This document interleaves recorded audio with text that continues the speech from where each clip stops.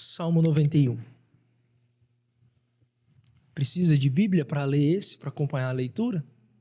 Sabe decor. Aquele que habita no esconderijo do Altíssimo e descansa à sombra do Onipotente. Diz ao Senhor: Tu és o meu refúgio e a minha fortaleza, o meu Deus em quem confio. Pois ele livrará você do laço do passarinheiro e da peste perniciosa. Ele o cobrirá com as suas penas e sob as suas asas você estará seguro. A sua verdade é proteção e escudo. Você não terá medo do terror noturno, nem da flecha que voa de dia, nem da peste que se propaga nas trevas, nem da mortandade que assola ao meio-dia. Caiam 1000 ao seu lado, 10.000 à sua direita, você não será atingido. Somente com os seus olhos você contemplará e verá o castigo dos ímpios. Você disse: o Senhor é o meu refúgio. Você fez do Altíssimo a sua morada. Nenhum mal te sucederá, praga nenhuma chegará à sua tenda. Porque aos seus anjos ele dará ordens ao seu respeito, para que guardem você em todos os seus caminhos. Eles o sustentarão nas suas mãos, para que você não tropece em alguma pedra. Você pisará o leão e a cobra, com os pés esmagará o leãozinho e a serpente. Deus diz: porque a mim se apegou com amor, eu o livrarei. Eu o protegerei, porque conhece o meu nome. Ele me invocará e eu lhe responderei. Na sua angústia eu estarei com ele. Eu o livrarei e o glorificarei. Vou saciá-lo com longevidade e lhe mostrarei a minha salvação. Até aí. Vamos fechar os olhos e vamos orar mais uma vez. Bendito Deus, eu quero pedir ao Senhor que o Senhor nos ajude nessa manhã. Que o Senhor nos dê graça, que o Senhor nos capacite. Ó Senhor, nos abra os nossos olhos para entendermos o que esse salmo nos ensina, qual é a lição que ele traz para os nossos dias, como ele nos abençoa. Nos ajuda, Senhor, a contemplar as maravilhas da Tua lei. Nos ajuda, Senhor, a sermos moldados pela Sua palavra, transformados por ela. E nos dê a graça, Senhor, de viver em obediência a Ti, em obediência ao Teu santíssimo Evangelho. Nos dê a graça de caminharmos contigo em todo o tempo. Essa, Senhor, é a minha oração, no nome de Jesus. Amém. Irmãos, o Salmo 91, assim como o Salmo 23, talvez ele seja um dos mais conhecidos e um dos mais amados de todo o saltério. Frequentemente, esse salmo ele é utilizado de forma mística. Ele é utilizado de uma forma totalmente estranha e desordenada. Esse salmo, o Salmo 91, é aquele salmo que você provavelmente emoldurou num quadrinho com uma imagem de uma Bíblia aberta, aquela pombinha descendo numa luz que ilumina toda a Bíblia, e está escrito Salmo 91 lá, naquele quadrinho, e você coloca em um lugar visível na sua casa para trazer proteção. O Salmo 91, ele é o mais empoeirado da Bíblia, porque muitas vezes, quem não tem aquela mãe, aquela tia ou aquela avó, aquele avô que gosta muito desse salmo e deixa sua Bíblia aberta com o Salmo 91 em cima de uma rack, em cima de uma estante ou em cima da mesa. Você entra na biblioteca da escola e tem uma Bíblia aberta grande e o Salmo 91 está lá. Você entra numa biblioteca pública, está lá o Salmo 91 estampado. Com qual finalidade? Muitos deixam esse salmo aberto em algum cômodo para trazer proteção de todos os tipos de males, para criar uma espécie de barreira, para trazer cuidado, para trazer livramento, para impedir que coisas ruins de toda sorte aconteçam. Nós não conhecemos o autor desse salmo, nós não sabemos quem ele é, mas como nós vamos ver, esse salmo ele é um brado de fé. Ele é um cântico vitorioso. Spurgeon declara que no Salmo 91 nós encontramos a fé na sua melhor forma. Nós encontramos a fé no seu grande na sua grande capacidade, no ápice da fé, está descrito aqui nesse salmo, que é o Salmo 91. Se trata, meus irmãos, de um salmo régio. O que é um salmo régio? É um salmo destinado ou que trata sobre um rei. Ele trata sobre um rei que encontrou um esconderijo. E este rei se torna invencível no esconderijo que ele encontrou. Então é um salmo que se destina para um rei. O pastor Jonas Madureira, ele propõe que esse salmo pode ser dividido em 3 vozes, em 3 partes, e eu vou seguir aqui a proposta de Jonas Madureira, que eu acho muito interessante, é o melhor material que eu encontrei em português a respeito desse tema, e ele divide da seguinte maneira, olha só na sua Bíblia, no Salmo 91, os versículos 1 e 2 trazem a voz de um narrador, é alguém que vai apresentar um personagem, que vai falar sobre alguém. Esses versículos 1 e 2 apresentam um homem que encontrou um esconderijo e se escondeu nesse esconderijo seguro. Esse homem é um rei.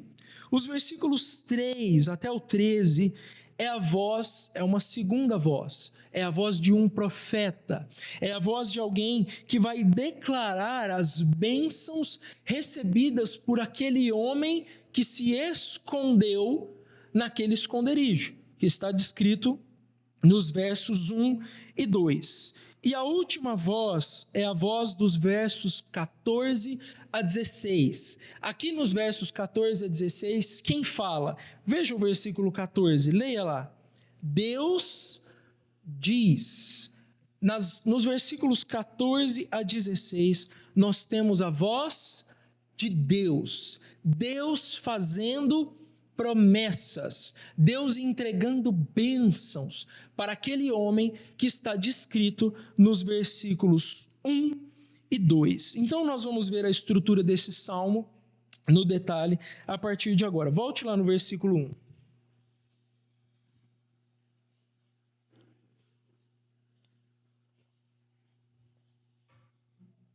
Diz o seguinte: aquele que habita no esconderijo do Altíssimo e descansa à sombra do Onipotente, diz ao Senhor: Tu és o meu refúgio e a minha fortaleza, o meu Deus em quem confio. Então esse salmo, ele se abre com uma referência a um homem, aquele que habita no esconderijo do Altíssimo. Um homem que está escondido. O esconderijo deste homem é uma sombra. Ele está escondido em uma sombra, a sombra do Altíssimo, a sombra do Onipotente. Esse é o esconderijo do Altíssimo. A palavra Altíssimo aqui traz a ideia de um lugar tão escondido, de um lugar inalcançável, de um lugar tão recluso, tão fechado, tão secreto, que os inimigos não são capazes de alcançar. Os inimigos não são capazes de encontrar esse homem que está escondido nesse lugar, porque esse lugar é altíssimo. Você poderia viajar a maior velocidade, na velocidade da luz e ir o mais alto possível, você não conseguiria encontrá-lo, porque ele está no esconderijo do Altíssimo. E esse homem parece ter acabado de sair de uma batalha, ou então ele parece estar fugindo de alguém, e esse homem está então escondido para descansar. Ele encontrou esse esconderijo e ali nesse esconderijo ele descansa. Ele encontra refrigério para a sua alma. Então, nós devemos notar, porém, que esse homem, ele não está apenas procurando a presença de Deus, ouça muito bem isso. Esse homem, que nós não sabemos ainda quem é, do versículo 1 e 2, ele não procura a presença de Deus apenas quando ele está em apuros. Ele não procura a presença de Deus apenas quando ele enfrenta uma dificuldade ou quando ele tem algum problema. O que o versículo diz? Aquele que habita. O que é habitar? É estar no seu habitat, na sua morada. Ou seja, este homem, ele não apenas procura a Deus quando visitado por uma aflição. Este homem, ele mora com Deus. Ele vive diante de Deus. Ele vive na presença de Deus, no lugar mais secreto. A sua morada é lá. É um grande erro, irmãos, quando nós buscamos a Deus somente quando estamos enfrentando dificuldades. Quando estamos passando por tristeza, angústia de alma, problemas, sejam eles quais forem, e então, e só então, nós procuramos a Deus. Passamos meses, semanas, dias, tempos, sem jamais colocar a mão na Bíblia, ou sem procurar a presença de Deus, ou por qualquer motivo, faltamos dos cultos públicos, deixamos a comunhão, mas quando as coisas apertam, quando as crises nos visitam, o que nós fazemos? Buscamos a Deus. Esse homem, ele não é assim. Esse homem que descansa e está protegido à sombra do Onipotente, ele habita, ele mora nesse esconderijo inacessível, onde ele não pode ser alcançado e nem encontrado pelos seus inimigos. E no versículo 2, esse homem, ele faz uma declaração. Olha o que ele diz. Diz ao Senhor, talvez na sua tradução está escrito, direi ao Senhor. É a voz do salmista. Ele diz, tu és o meu refúgio, a minha fortaleza, o meu Deus em quem confio, ou o meu Deus em quem confiarei. A declaração do salmista é que Deus é o seu lugar de refúgio. É para onde ele vai, é onde ele está, enquanto a batalha está a toda lá fora. Enquanto as armas dos inimigos estão brandindo contra ele, ele está descansando. Como um pássaro foge para o bosque, como uma raposa foge para a sua toca, o salmista então se esconde em Deus. Deus é o seu lugar seguro, é o seu esconderijo, e Deus é a sua fortaleza. Refúgio é um lugar em que você vai para descansar, fortaleza é um lugar onde você vai para se defender, para se guardar dos males, das dificuldades, dos problemas. Então aqui nós aprendemos que aqueles que andam em comunhão com Deus, assim como esse homem andou, eles são protegidos, guardados, cuidados, e eles podem depositar a sua confiança no Senhor. Eles podem depositar a sua confiança em Deus. Deus é uma torre de proteção contra os mais variados males. Deus é uma torre de refúgio. Irmãos, não causa espanto as pessoas gostarem tanto desse salmo. Não é errado usar ele de forma mística, abrir ele e deixar ele lá como se por si só fosse emanar alguma força ou energia das páginas empoeiradas da Bíblia e trazer proteção para o lar. Isso não vai acontecer, isso é errado, mas a gente entende por que as pessoas gostam tanto do Salmo. Porque ele traz promessas maravilhosas. E ele apresenta Deus como uma torre de refúgio e uma fortaleza que nos guarda de todos males. Mas olha só as promessas que o profeta vai fazer para esse homem, do versículo 3 até o 13. E aqui nós vamos andar rapidamente, porque senão nós não vamos conseguir terminar esse esboço hoje. No versículo 3, e aí eu vou mencionando os versículos, e você vai acompanhando na sua Bíblia, e você vai lendo os versículos, à medida que eu vou expondo eles. No versículo 3, nós temos uma proteção, uma promessa de proteção contra as astúcias dos inimigos. Então nós temos um homem, ele está escondido a sombra do Onipotente, a sombra do Altíssimo, e então se levanta um profeta, no versículo 2, e esse profeta vai trazer algumas palavras de encorajamento para esse homem. E a primeira promessa para esse homem é de proteção contra as astúcias dos inimigos. Ele será protegido e livrado do laço do passarinheiro. O que é o laço do passarinheiro? Já caçou passarinho na roça, Elvis? É um laço, é uma armadilha que se faz em que o passarinho ele vai para uma isca e então o laço prende ele e ele fica preso, ele vai atrás da isca. E o Salmo diz que nós seremos protegidos então, o homem será protegido, aquele que está escondido em Deus será protegido das astúcias dos inimigos. Há também uma promessa de proteção contra a peste, contra as pestes, pandemias, endemias, doenças invisíveis, misteriosas, não podem alcançar aquele que está no esconderijo do Altíssimo. Vejam que coisa maravilhosa. As doenças pegariam, se espalhariam e atingiriam as pessoas em todo o mundo, mas esse homem, ele estaria guardado, o homem que está no esconderijo do Altíssimo.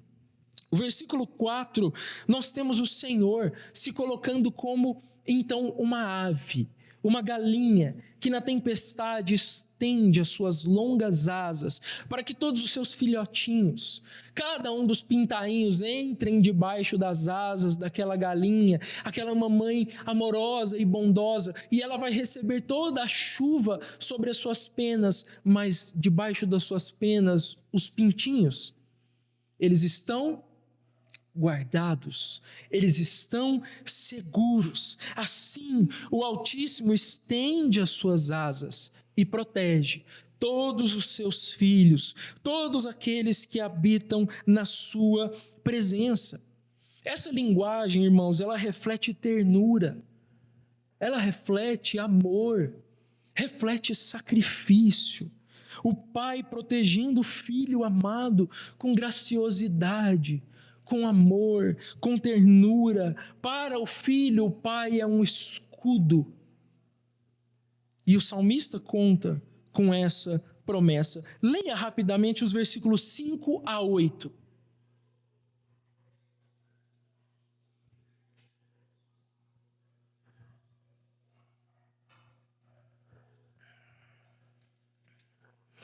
Nos versículos 5 a 8, ele fala sobre o terror noturno, sobre a flecha que voa de dia, sobre a peste que se propaga nas trevas, sobre a mortandade que assola ao meio-dia, e ele vai trazer aquela célebre promessa: 1.000 caiam ao teu lado, 10.000 à tua direita, mas você não será atingido, não será destruído, não será derrotado. Durante a noite há muitos males, inimigos ocultos, coisas que não conhecemos, coisas que tememos, coisas que não sabemos. Há muitos terrores, mesmo durante o dia, o salmista sofre os ataques mais ferozes, mais impiedosos. Você é perseguido, você é afligido, você é alcançado na calada da noite.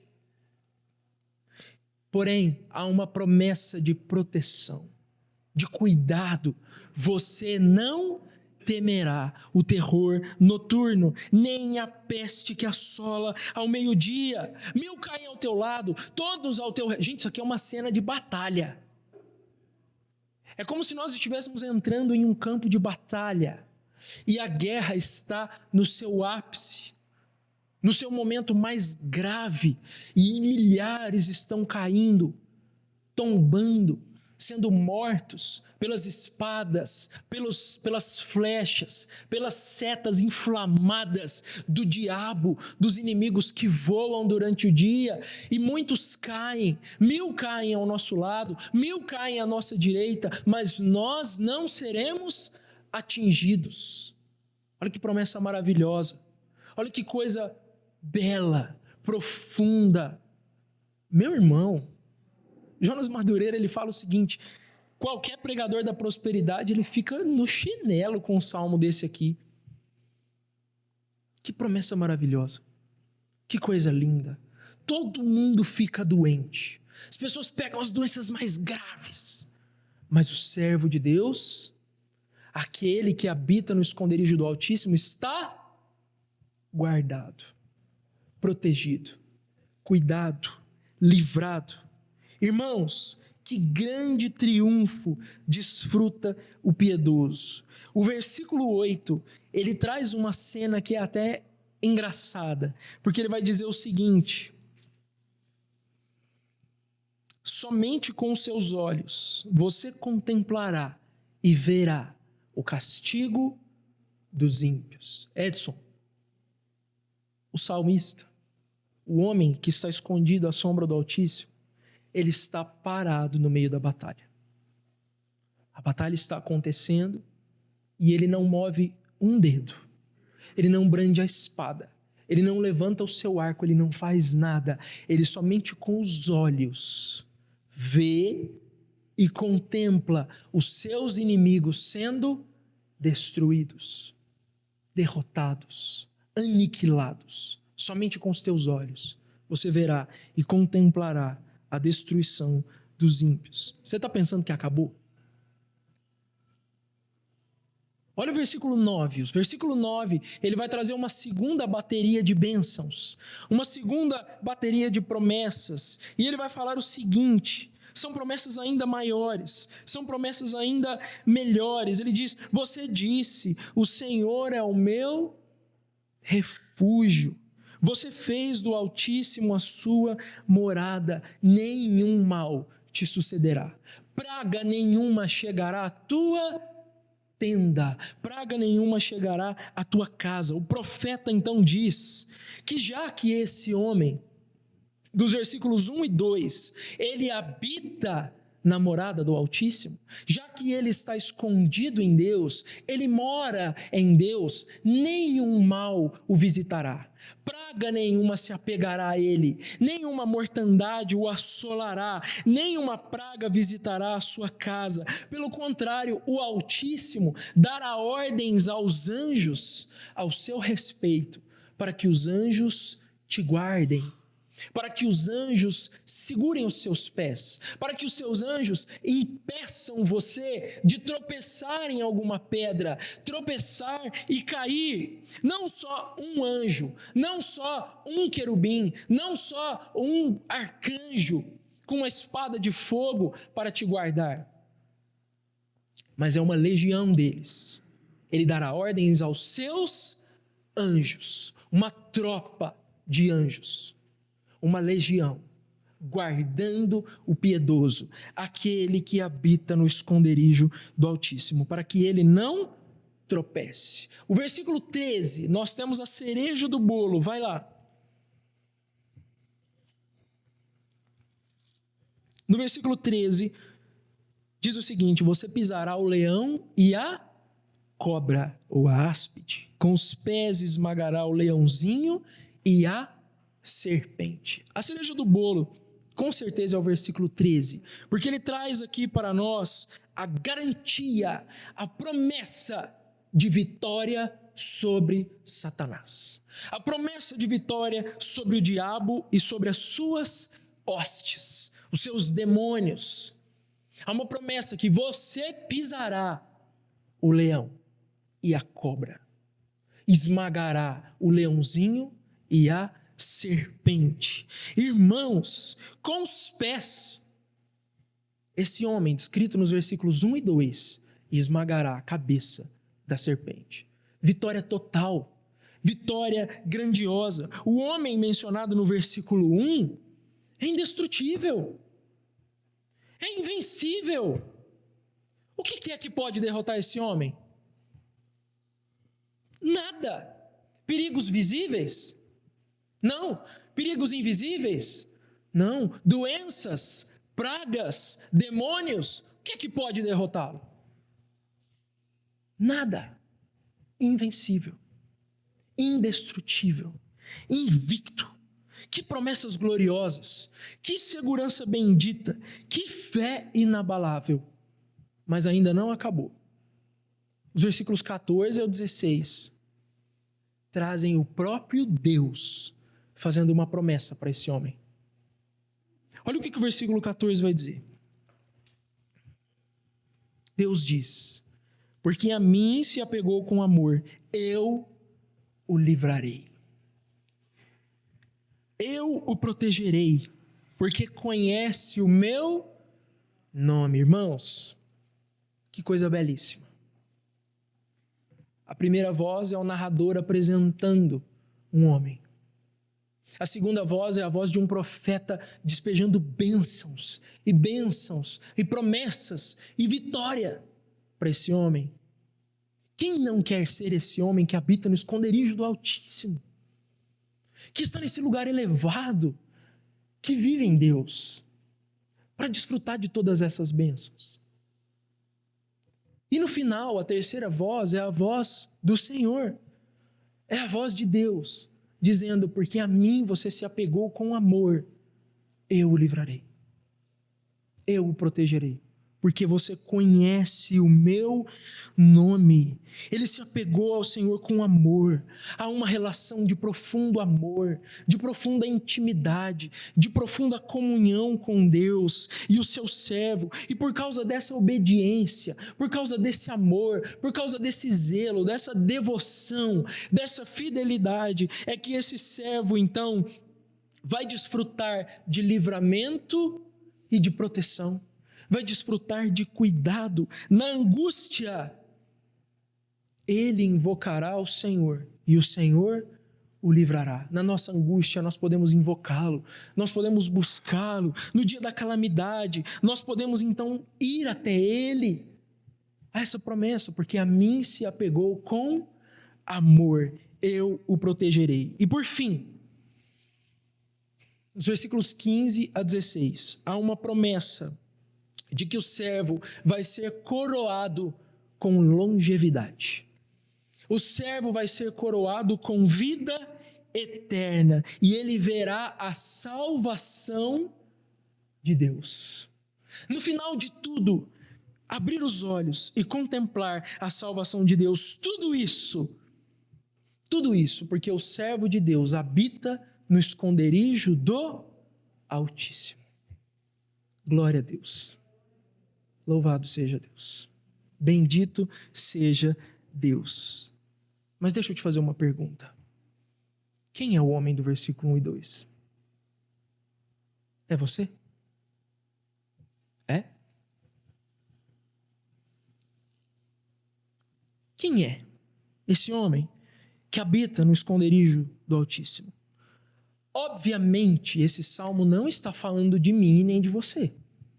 Isso é óbvio, isso é cristalino, isso é muito claro.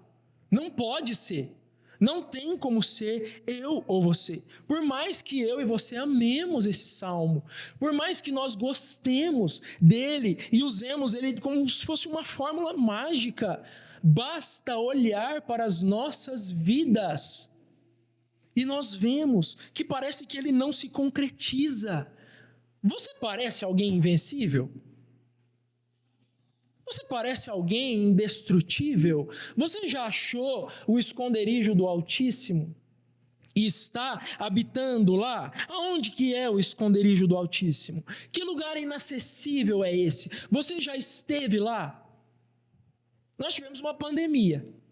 Ou só você que não pegou Covid? Ou teve que tomar a vacina para não ser infectado? 1.000 caem ao teu lado, 10.000 ao teu direito, você é o único que não é atingido? Quem é? Quem é o homem dos versículos 1 e 2? E aí, nós precisamos refletir de uma forma um pouco mais aprofundada e consultar o restante das Escrituras para descobrir quem é o homem do Salmo 91. E agora eu quero então que você abra sua Bíblia no Evangelho de Lucas, capítulo 3.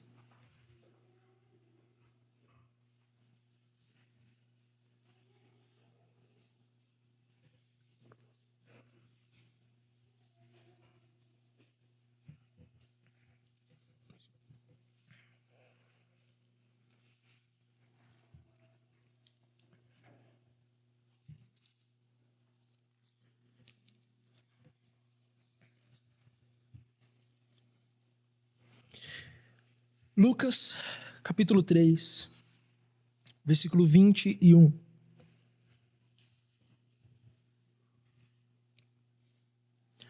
Diz o seguinte, o Evangelho: ao ser todo o povo batizado, Jesus também foi batizado. E aconteceu que enquanto ele orava, o céu se abriu. O Espírito Santo desceu sobre ele em forma corpórea como pomba. E do céu veio uma voz que dizia: você é o meu filho amado, em você me agrado. Nós temos então aqui o Senhor Jesus, apresentado pelos evangelhos, especialmente pelo evangelho de Mateus, mas também o evangelho de Lucas, nos apresentando o Senhor Jesus como um rei.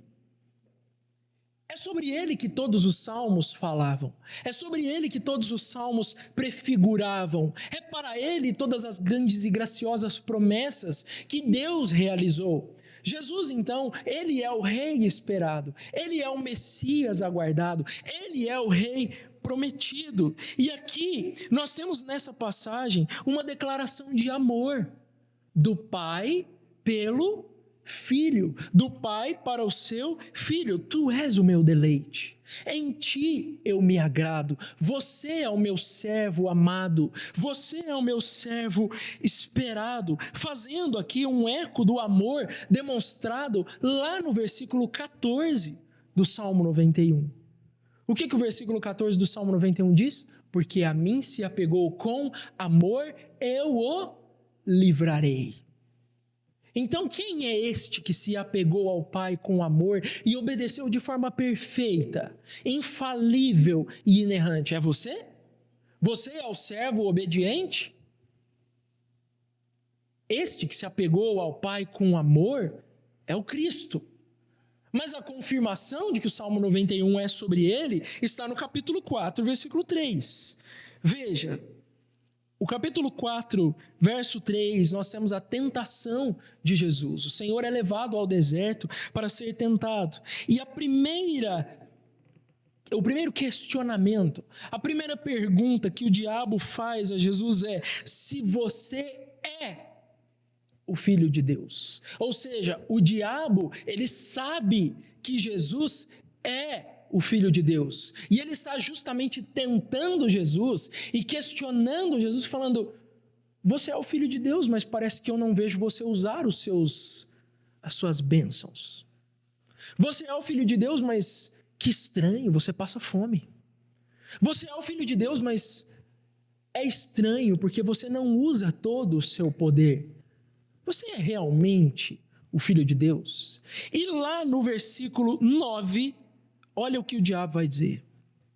Então, o diabo levou Jesus a Jerusalém, colocou-o sobre o pináculo do templo e disse: se você é o Filho de Deus, jogue-se daqui, porque está escrito.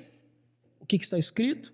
Aos seus anjos ele dará ordens a seu respeito, para que o guardem, e eles o sustentarão nas suas mãos, para que você não tropece em alguma pedra. Depois de tentativas e tentativas de ludibriar e enganar Jesus, tentando ele, fazendo com que ele quebrasse a lei ou abandonasse a sua missão, ele então lança um questionamento fatal e diz: você é realmente o Filho de Deus? Você é realmente aquele que foi prometido, aquele que é esperado por Israel, que é esperado por todos os povos? Não é você o servo amado?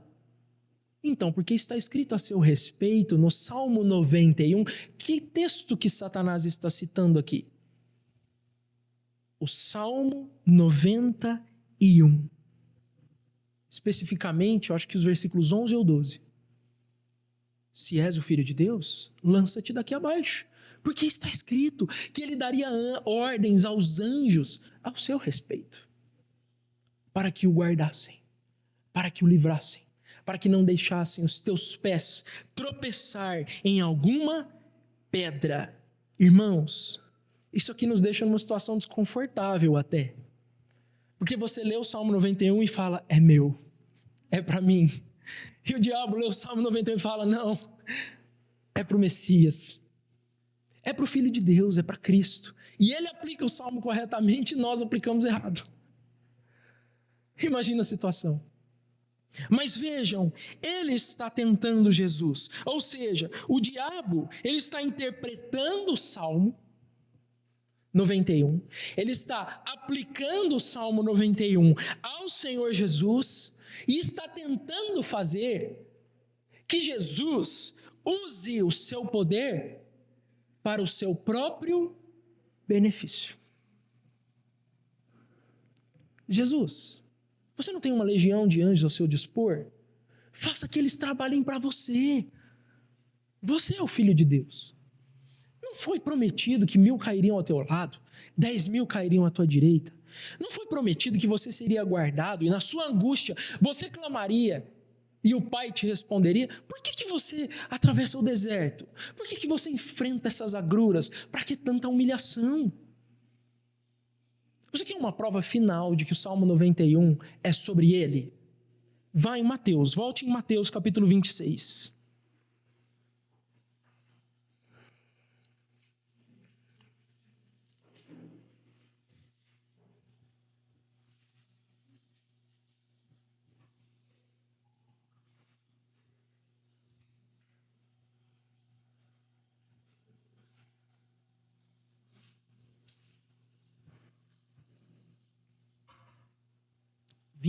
Versículo 47.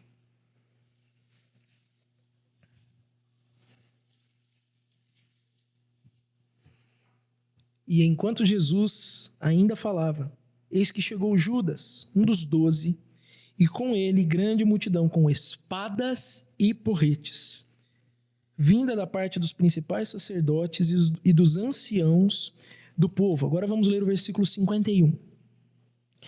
E eis que um dos que estavam com Jesus, estendendo a mão, sacou da espada e, golpeando o servo do sumo sacerdote, cortou-lhe a orelha.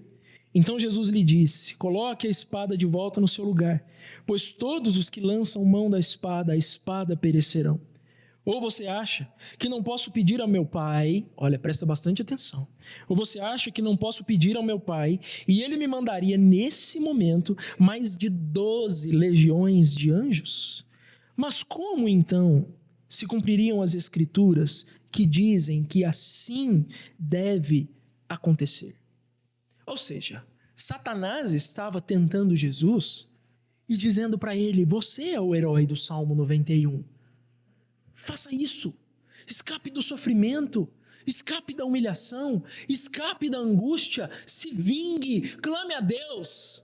E as legiões, 12 legiões, virão para defender você. E aqui no jardim, Jesus, ele está fazendo uma clara alusão ao Salmo 91, versículos 11 e 12.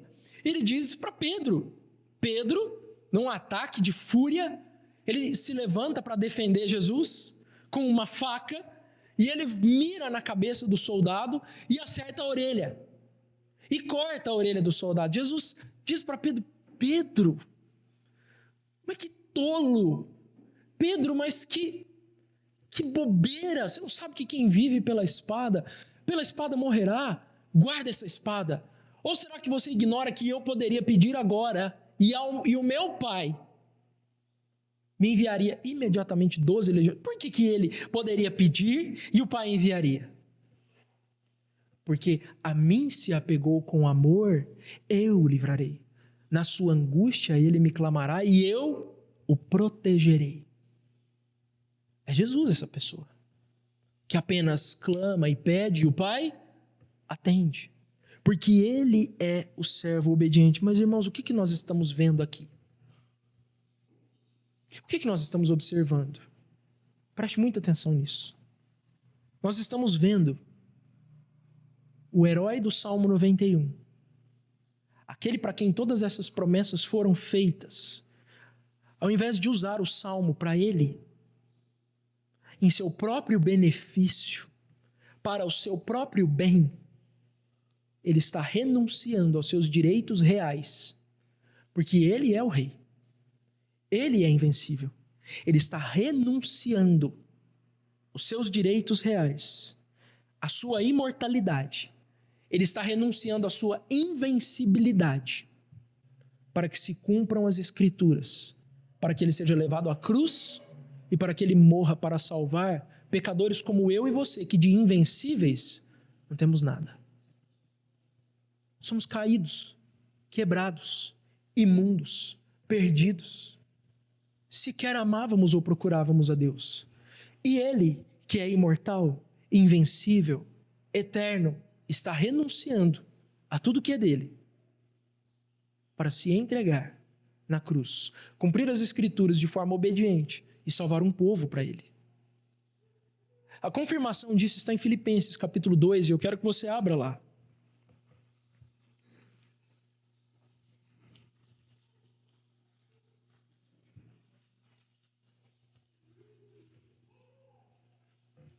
Filipenses capítulo 2.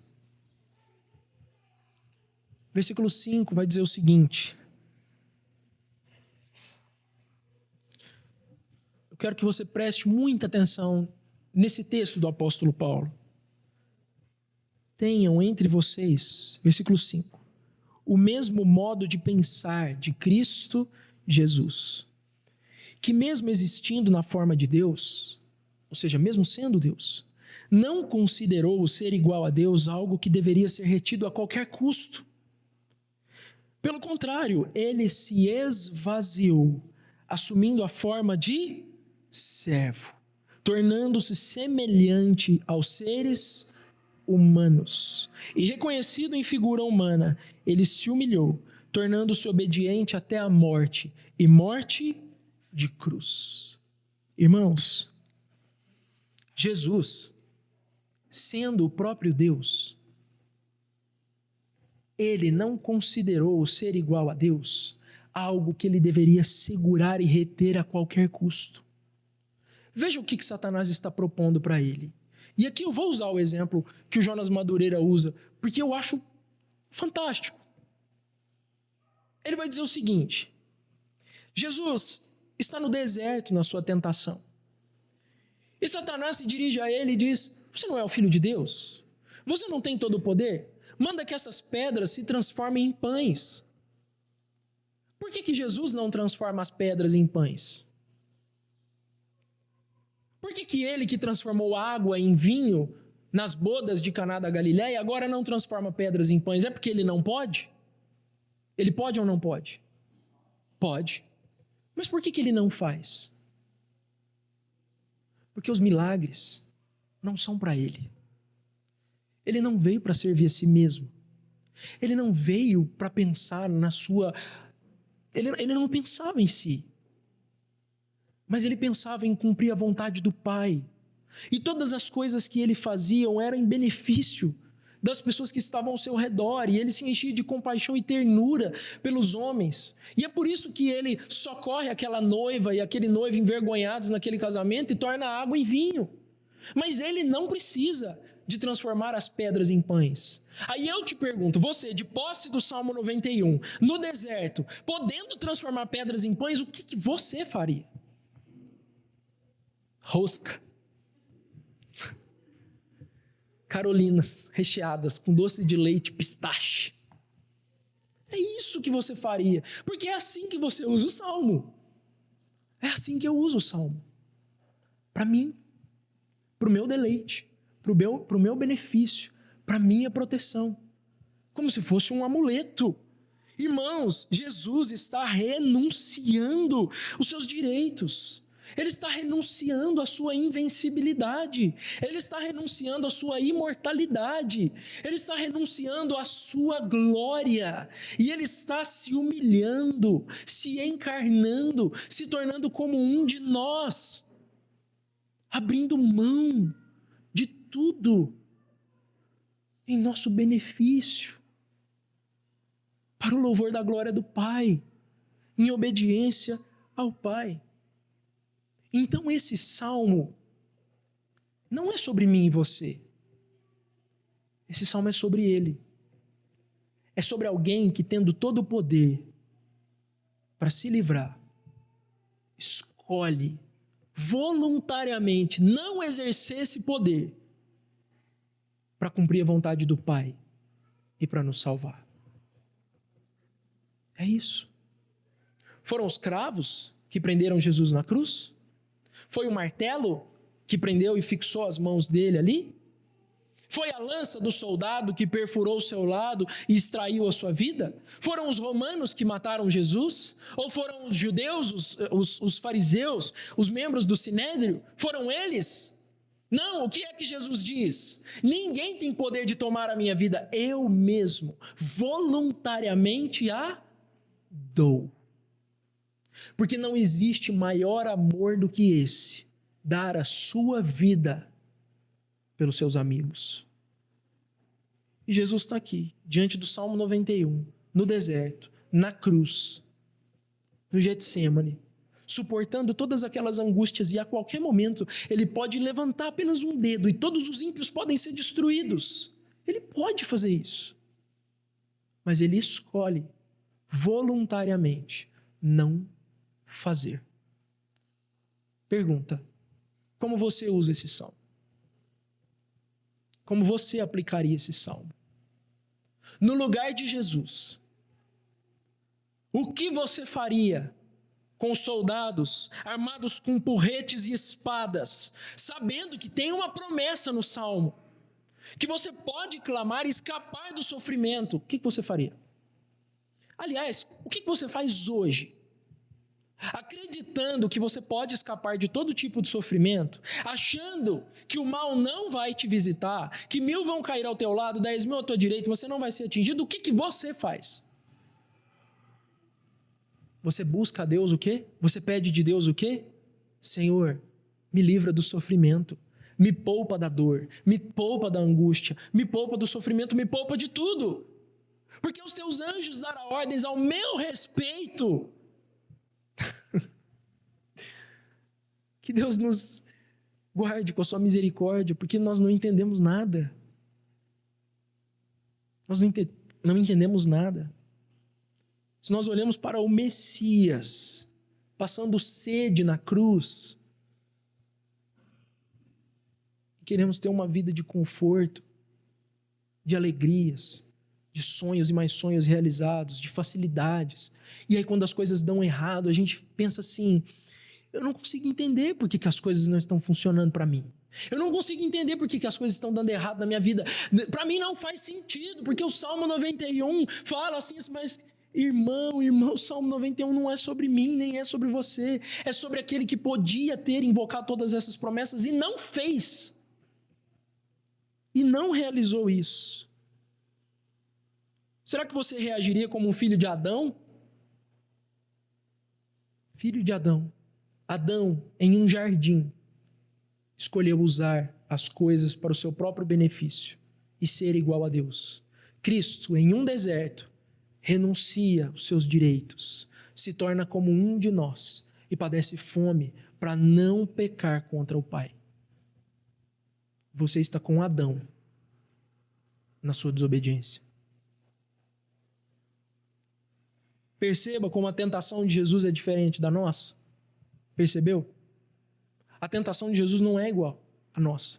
Ela é muito maior. Ela é muito superior. Ela é muito mais intensa. Porque ele pode escapar daquela situação. Ele pode fazer a pedra virar pão. Ele pode escapar daquele deserto. Ele pode rogar e o Pai pode destruir aqueles romanos ali. Ele pode descer da cruz, salvar a ele mesmo e salvar todos nós. Ele pode. Mas ele não faz. Mas as nossas tentações são muito diferentes. Por quê? Porque nós somos tentados em coisas que nós não podemos fazer, em coisas que nós não podemos realizar. Nós somos tentados diante da tela de um celular, nós somos tentados diante da tela da televisão, tentados diante de uma mesa, tentados no jardim. Veja como Cristo, ele não é apenas o nosso exemplo, mas ele é o segundo Adão. Ele é o vencedor vitorioso. Irmãos, veja que não se trata de mim e nem de você sendo protegidos por Deus em todas as circunstâncias da nossa vida. Esse salmo. Não se trata de nós, mas se trata do Filho amado, descendo às condições mais desprezíveis, descendo ao mais profundo da humilhação, em obediência, com um único propósito: cumprir o plano da redenção. E é nisso que consiste a notícia do Evangelho. O que é a notícia do Evangelho? O Evangelho é uma notícia. Eu vou te dar a notícia. Você é fraco. Você é mortal. Você é vulnerável. Você está sujeito a doenças. Você está sujeito à morte. Você está nessa condição por sua própria culpa, porque você é um pecador. E eu também, porque não há nenhum justo, nenhum sequer. E a boa notícia é que aquele que é em tudo obediente, o Filho amado do Pai, em quem o Pai tem todo o seu deleite, ele abriu mão de toda a sua glória e desceu para vencer a tentação que você não consegue vencer, para resistir nos níveis em que você não consegue resistir, em que você nunca foi capaz, para morrer a condenação no seu lugar e assim comprar, adquirir pecadores para Deus. Essa é a boa notícia. O que você faz com essa notícia? Como que você recebe essa notícia? Vai sair daqui ainda, abrir o Salmo 91, deixar empoeirar na estante, achando que é tudo para você? Ou você vai reconhecer humildemente que o Filho morreu no seu lugar, que o Filho morreu no lugar dos pecadores para a nossa salvação, e você vai se dobrar, se arrepender desses pecados seus que levaram o Cristo a essa condição miserável, se arrepender desses pecados e abraçá-lo com toda a fé, beijar os seus pés e caminhar com ele como um discípulo. É nisso que consiste a notícia do Evangelho. Irmãos, como nós concluímos então a leitura desse salmo? Primeiro, mesmo que você enfrente perigos visíveis ou invisíveis, mantenha a sua confiança naquele que renunciou a tudo, que renunciou à sua invencibilidade para alcançar você. Confie nele, diante das lutas, das dificuldades, das angústias. E saiba, querido irmão, querida irmã, que se você tiver de passar pelo vale da sombra da morte, ele estará contigo, porque ele atravessou esse vale. Quando nós lemos em Hebreus sobre o sumo sacerdote perfeito, por que ele é o sumo sacerdote perfeito? Porque todas essas experiências que nós temos aqui, tudo que nós sofremos aqui, ele sofreu. Desde a antiguidade nunca se viu, nem jamais se ouviu falar de um Deus semelhante a esse. Nunca. Que trabalha em favor daqueles que o amam, que se apegam a Ele. A segurança que nós temos nessa vida, ouça isso muito bem, a segurança que nós temos nessa vida é estar escondido em Cristo. Ele está no esconderijo do Altíssimo. Ele é o homem do versículo 1 e 2, ele está lá, ele ascendeu aos céus, ele está lá agora mesmo, em carne e osso, e se você estiver unido a ele pela fé, escondido nele, você está junto com ele. A nossa segurança é estar escondidos com Cristo em Deus. Paulo fala isso em Colossenses 3:3. Estamos escondidos em Cristo. Segundo lugar, evite a fé mística. Não use esse salmo, nem qualquer outra porção das Escrituras, como se fosse uma fórmula mágica, um abracadabra, um patuá, alguma coisa que você pendura em algum lugar, um adesivo que você coloca nas coisas, na janela, no carro ou em qualquer lugar, e não espere que isso vai trazer algum tipo de proteção. Não é assim que se usa a palavra de Deus. O Salmo 91, ele nos convida a olhar para Cristo, para a obediência de Cristo, para o sacrifício de Cristo, e não para a manipulação das Escrituras para o seu próprio benefício. Porque não foi isso que ele fez. Mas é isso que a igreja contemporânea insiste em fazer. Vá nos cultos. São shows, mega eventos, com transmissão online para o mundo inteiro. Para agradar a quem? Destinado a atrair quem? As pessoas que querem entrar na igreja e sair de lá com suas cestas abarrotadas de bênção e dinheiro. Mas Jesus não usa as escrituras assim. Que nós possamos aprender com ele. Que nós possamos enxergá-lo em cada página das escrituras. E por último, eu quero te convidar a descansar na obra consumada de Jesus. Eu quero te convidar a descansar nesse salmo. Porque se você está crendo, se você está em Cristo, se você está confiando nele, esse salmo garante a nossa salvação. Esse salmo ele é uma versão, vamos dizer assim, diferente de Romanos capítulo 8, no Antigo Testamento. Quem nos separará do amor de Deus que está em Cristo Jesus? Será a tribulação, angústia ou perseguição? Será a fome? Será a nudez? Será a espada?